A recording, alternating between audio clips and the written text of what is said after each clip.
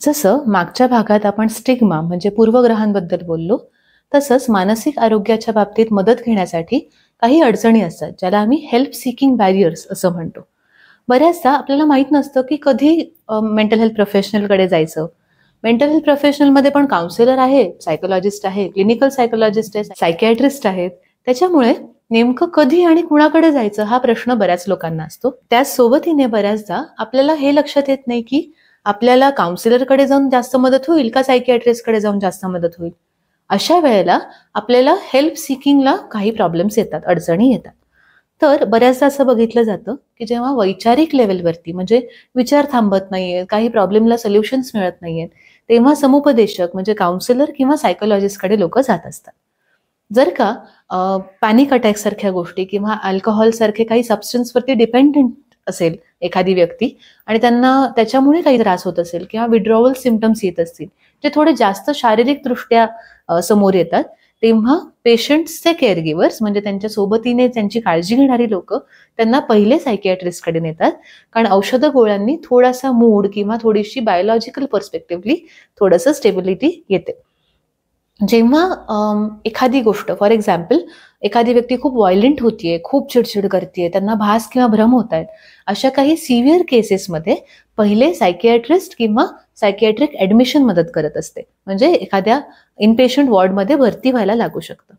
परंतु जर का एखाद्या वेळेला आपल्याला विचारांचे त्रास होत आहेत आणि त्या विचारांबद्दल बोलून एखाद्याबद्दल किंवा आपल्या मनातल्या विचारांबद्दल वेंटिंग आउट करून मदत होणार असेल, अशा वेळेला सायकोलॉजिस्ट आणि क्लिनिकल सायकोलॉजिस्ट मदत करत असतात.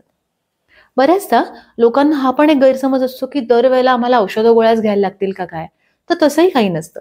जर का लक्षणांची सिव्हिअरिटी, इंटेन्सिटी आणि फ्रिक्वेन्सी खूप जास्त असेल, तेव्हा आणि तेव्हाच डॉक्टरांकडे म्हणजे सायकियाट्रिस्टकडे औषधं गोळ्यांसाठी पाठवलं जातं.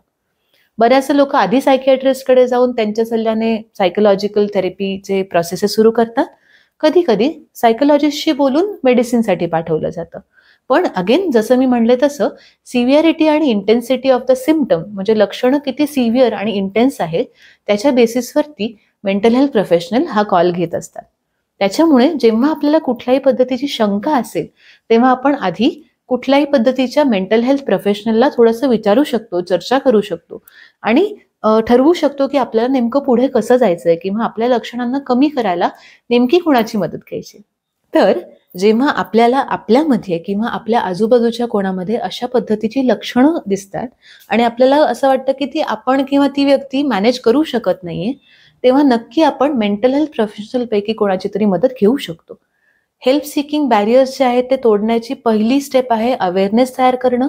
आपल्यातली लक्षणं कुठे सुरू होत आहेत किंवा कुठे वाढतायत ह्याचं आयडेंटिफिकेशन करणं आणि वेळेत कोणाची तरी मदत घेणं. तर आपण सगळे एकमेकांना थोडं समजून घेऊन, थोडासा धीर देऊन या सगळ्या आरोग्याच्या तक्रारी बऱ्या करण्यासाठी थोडी मदत करूया. आय होप तुम्हाला हे दोन्ही व्हिडिओज स्टिग्मा आणि हेल्प सिकिंग बिहेवियर्स मधले बॅरियर्स हे आवडले असतील. याबद्दल काही शंका असतील तर मला कमेंट बॉक्समध्ये नक्की विचारा. Thank you so much.